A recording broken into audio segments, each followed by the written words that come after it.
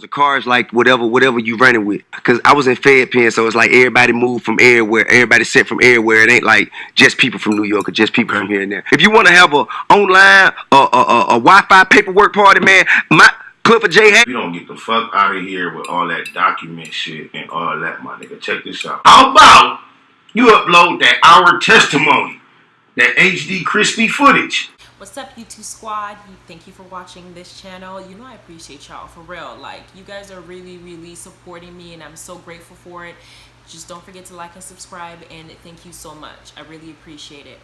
Now, in this video, we're going to talk about what just happened. Now, there's an accusation going around that T.I. is a snitch. I gotta think about this one, because we're still kind of recovering from Tekashi's bullshit. He said that 6ix9ine will be accepted in the hood after his prison release. It's a bunch of rats walking around right now. Yeah, we know there's a bunch of rats walking around, but they weren't as publicly shamed as Tekashi69 is doing right now. Like, I understand he's 23, he's young. I did a whole video on, you know, how everything happened from what I thought, you know, what I saw and what I found, that y'all can go watch in my channel as well. But he's not just snitching on his gang members or people that fucked him over. This fool is snitching on people that didn't have anything to, you know, they didn't do nothing to him. He's just talking too much. The feds are pumping him for information, and they're going to use that information to go and attack other people that probably didn't have anything to do with the situation in the first place. You're out here saying that people are going to accept him. That's if he makes it out alive. Like, I don't think witness protection is going, I don't know. But that statement kind of got him a lot of backlash, especially particularly from a former G-Unit member or G-Unit affiliate named Spider Loc. Now, Spider Loc, if y'all don't know who he is, was discovered by Suge Knight, and he was actually tagged into Death Row Records. And what happened was, him as a rapper and an actor, he wanted to promote himself. He was associated with 50 Cent, or may still be. He had affiliations with Young Buck, Ice Cube, G-Unit, like I mentioned, J-Rock, etc. Anyway, he comes out and accuses T.I. of snitching. And I'm thinking, huh? When we got Tekashi and T.I., the two T's now, we're just snitching, T2, we're just going ahead, whatever. But he basically said that in 2008 there was a case that was in court against a man named Jose Thomas, because he apparently shot at T.I.'s crew, whatever, and a few of his members got injured. And so in that testimony, there was a guy that died named Philint Johnson or something like that. I'm pretty sure it's Philint Johnson. Philint, I think I'm saying that right. I'm pretty sure it's right. But apparently, old dude was shot, killed, and then T.I. was called on the stand, and he had to testify against, you know, about that situation, the murder trial. And according to Spider Loc, T.I. spilled a lot of information, and part of his court case, when he was talking on the stand, he said a lot of things that may not have been too necessary. Basically, he said he snitched and he just ratted on whoever did the shooting. I don't know if this was like a gang-related thing. I don't know what the entire story is, but that's what he's referring to when he says T.I. is a snitch. He then went on to actually verbatim say this. I'm going to read it off the paper. It says, all you have to do is upload your entire testimony, which you have amazingly enough been quite successful at getting removed from the entire World Wide Web. Nigga, the G code is shut the fuck up. Don't say shit while you sat on the stand for an hour detailing the night's events, from the incident of contention, violence inside the venue, all the way down to the second pass you said they made. It's supposed to be mad, but mad shooting at you.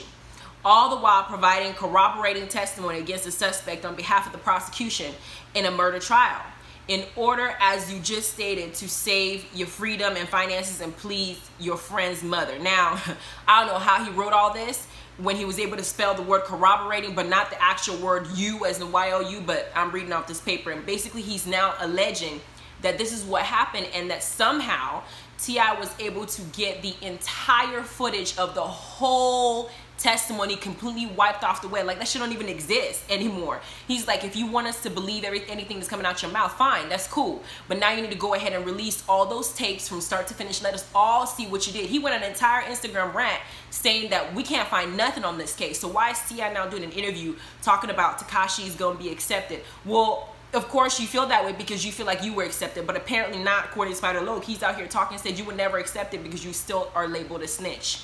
Now, if you go to a clip on XSL Map, or website xxlmap.com, there are some clips that will show you either the Instagram photo that he put and maybe some of the interview of what T.I., what he said during that interview. Now, let's move on to Tekashi's court case right now ongoing. They said that a lot more evidence have been released. A lot more videos are showing that there's like a wiretap exposing Tekashi's allegations that the gang members were extorting him.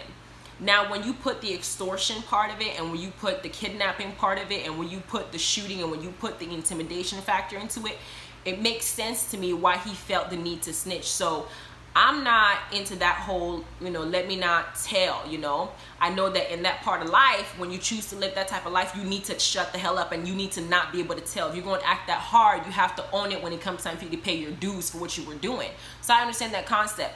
But when you're telling me that his whole team and people that he was supposed to be his brothers were the ones extorting him, I don't know. I'm of two minds about it. I don't like it. This is not my case. I wish him, good luck.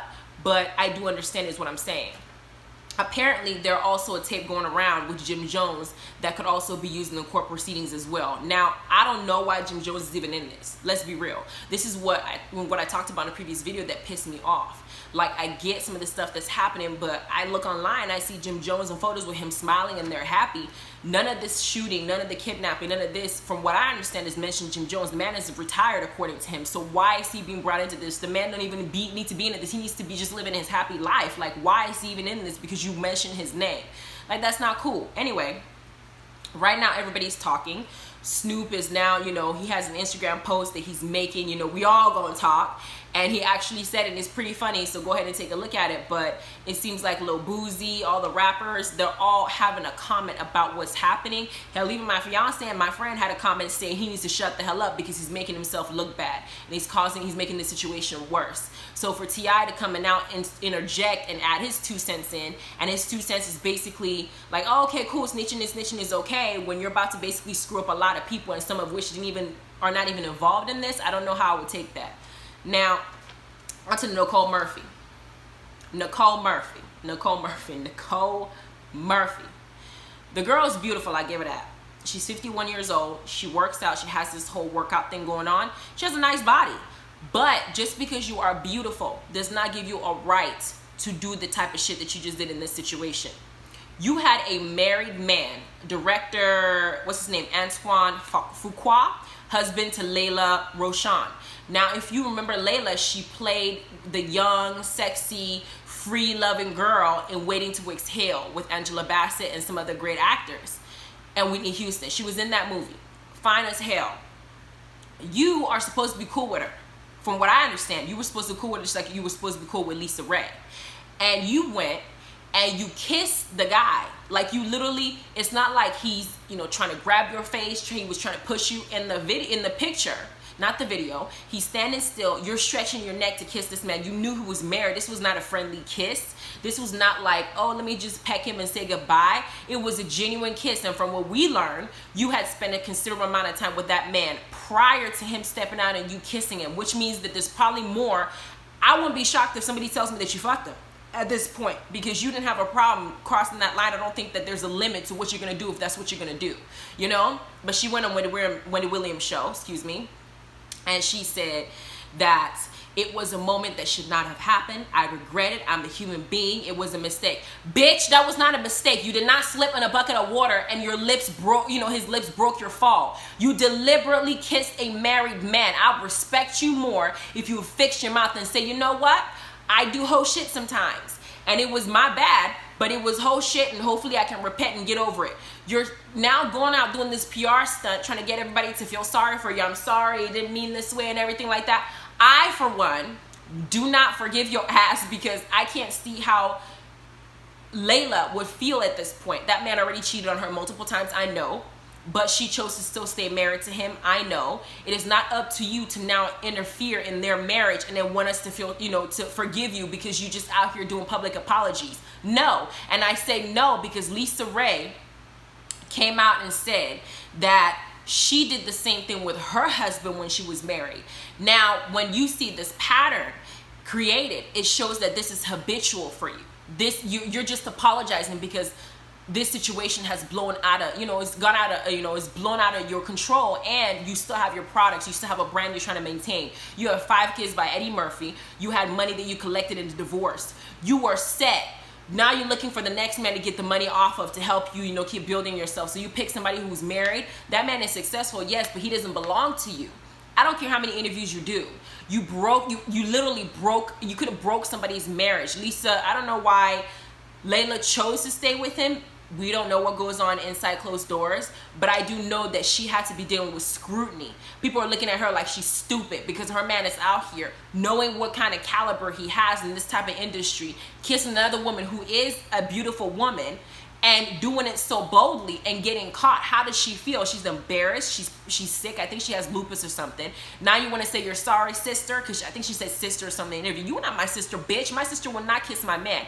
Save that sorry for somebody else. I don't know about her, but I'm struggling. I don't care how many times you apologize. I need some time. Now, when we talk about DJ Drama, now that is an ironic name, DJ Drama, because he's in some drama. This man, apparently, his girlfriend and him went on vacation. He has a lot of followers on Instagram and stuff like that. He's a 41-year-old man, and apparently he went and on vacation, this girl posted a video on the Shade Room, if y'all want to go check it out, with her arms and like her fingers looking like damn sausages. They were swollen as hell. They're huge. You can even put a ring on that thing. For somebody her size, for it to be that big, they're like big ass sausages. And she showed marks on her neck. She had marks like on her face. She was bleeding at her arm. It seems like she actually got into a fight or something happened to her. But she basically alleges that DJ Drama beat on her to this point, and that she also says that he has done it before. This is not the first time. Now, I'm not an advocate for people who have been, I'm not an advocate for the people who are domestically violating women or men. I don't condone that. However, I will say that for me, I can't speak for anybody else, no matter how much I love you, I love myself more, bitch. And if you put your hands on me and you do that to me, I'ma love you with windows in between us. You're gonna be behind a cell. I'm gonna be talking to you. I'm gonna say goodbye. I'm gonna say hi. I may not totally abandon you, but you're not about to put your hands on me. The damage that I saw, if that really happened, is bad. I don't really know the entire story. I wasn't there, but that's what's going on right now. And I don't know. I mean, it might be another Chris Brown type situation that happened where they were both fighting each other, and he hit her. I don't think that a man should hit a woman. I don't think a woman should hit a man, but I don't think that it's okay for you to just be beating on each other.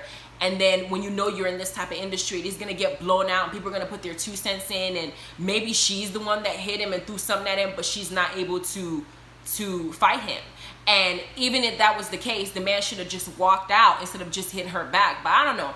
The fact is, I saw the photos, and the photos did not make me feel comfortable. It made me look like, damn, like, I'm so sorry. Like, damn, y'all on vacation.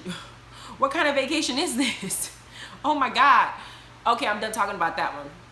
Lastly, we're going to address the Fantasia situation. Now, I saved this one for last because I feel like this is personal a little bit because I'm in a relationship. Fantasia said something along the lines like relationships don't work with black folk because the women do not submit to each other or to their husband. And she's right. I'm going to say she's right. She's not wrong. Submission right now is perceived as a negative thing because of how a lot of the men these days treat their women. There are women out there that are willing to submit, but they don't trust the man and how they're going to treat them back. Would they take them for granted? Would they abuse them? Would they cheat on them? If I submit to you, are you going to really be a man and treat me the way that I know I'm supposed to be treated? For me, I had that issue too.